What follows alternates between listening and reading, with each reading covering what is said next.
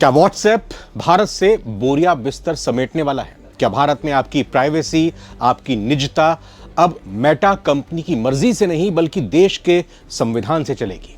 आज 3 फरवरी 2026 को supreme court के अंदर जो कुछ हुआ वो इतिहास में पहले कभी नहीं हुआ। देश के चीफ जस्टिस सूर्यकांत ने भरे कोर्ट में व्हाट्सएप और मेटा यानी फेसबुक और इंस्टाग्राम के कर्ता धर्ताओं को ऐसी फटकार लगाई कि पूरी कोर्ट में सन्नाटा पसर गया। सीजेआई सूर्यकांत ने 2 टूक शब्दों में कह दिया, अगर भारत का संविधान और नियम नहीं मानने तो आप भारत छोड़कर जा सकते हैं। भारत छोड़ सकते हैं आप। जी हां, आखिर क्यों भड़क गए चीफ जस्टिस? क्यों कहा कि आपकी पॉलिसी बिहार के एक आम आदमी को गुमराह कर रही है, उसके समझ में नहीं आ रही है? और प्राइवेसी पर सुप्रीम कोर्ट का वो बड़ा आदेश क्या है जो आपके फोन में मौजूद डेटा को बचाने वाला है? इस स्पेशल वीडियो में हम इस पूरी कानूनी मामले को समझने की कोशिश करेंगे। नमस्कार, मैं रविंद्र सिंह आपके साथ। आप नवभारत टाइम्स देख रहे हैं। दरअसल मामला शुरू हुआ व्हाट्सएप की साल 2021 वाली उस विवादास्पद प्राइवेसी पॉलिसी से, जिसमें कंपनी ने कहा था कि वो अपने यूजर्स का डेटा अपनी दूसरी कंपनियों जैसे फेसबुक और इंस्टाग्राम, जिसको मेटा कहते हैं अब, उनके साथ वो शेयर करे। यानी व्हाट्सएप की जो जानकारी होगी वो फेसबुक और इंस्टा के साथ शेयर की जाएगी। ये पॉलिसी थी। लंबे समय से चल रही इस सुनवाई में अब आज चीफ जस्टिस सूर्यकांत का सब्र का बांध टूट गया।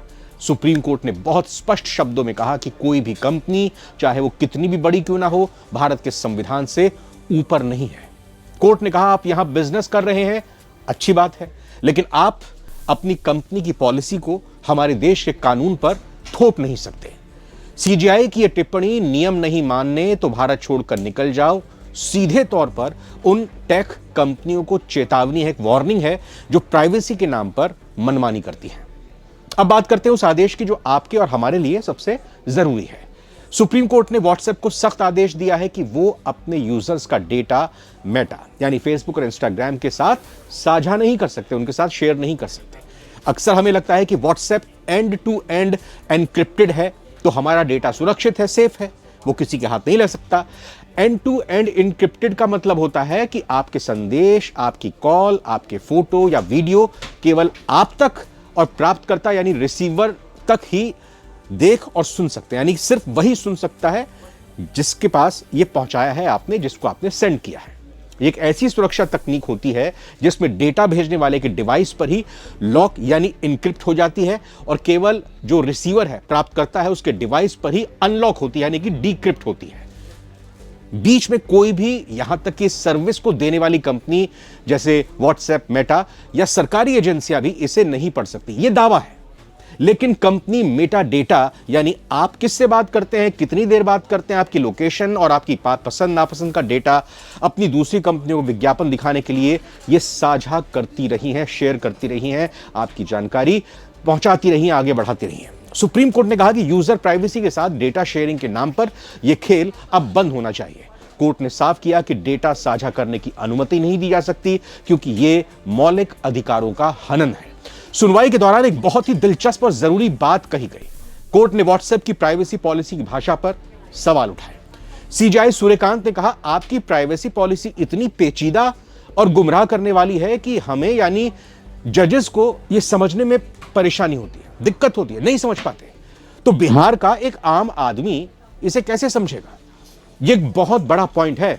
अक्सर ये टेक कंपनियां जिनकी एप्स आप मोबाइल या अपने कंप्यूटर पर यूज करते हैं, जिसे आप पहली बार जब डाउनलोड करते हैं तो 50-50 पन्नों की लंबी चौड़ी टर्म्स एंड कंडीशंस लिखी होती हैं, जिसे कोई पढ़ता नहीं है और हम स्क्रॉल करते करते लास्ट में पहुंचकर आई एग्री पर क्लिक कर देते हैं। यानी हमें सब कुछ मंजूर है, हमें लगता है कि कोई क्या ही कर लेगा हमारा, तो ये सब पढ़ने में इतना वक्त हम क्यों खराब करें।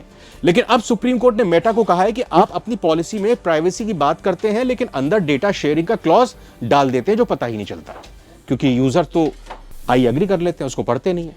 ये लोगों को अंधेरे में रखने जैसा है। प्राइवेसी पॉलिसी सरल, स्पष्ट और पारदर्शी होनी चाहिए, ना कि ऐसी कि किसी की समझ में ही ना आए कि उसका कौन सा डेटा कहां जा रहा है। इस बीच व्हाट्सएप का तर्क भी आया। उनका तर्क यह था कि वो अपनी सेवाओं को, अपनी सर्विसेज को फ्री रखने के लिए विज्ञापन और डेटा का सहारा लेते हैं। लेकिन सुप्रीम कोर्ट ने आज साफ कर दिया कि मुनाफा प्राइवेसी की कीमत पर नहीं हो सकता। आपको बता दें कि भारत दुनिया में व्हाट्सएप का सबसे बड़ा बाजार है।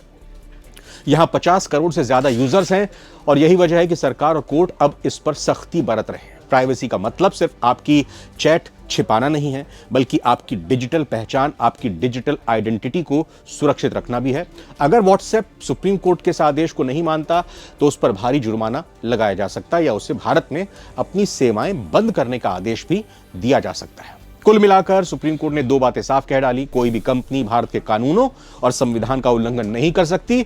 दूसरा यह कि अगर कानूनों का पालन नहीं कर सकते तो भारत छोड़ दें। ये शब्द बहुत स्पष्ट हैं और दर्शाते हैं कि भारतीय न्यायपालिका प्राइवेसी के अधिकार को सर्वोच्च मानती है।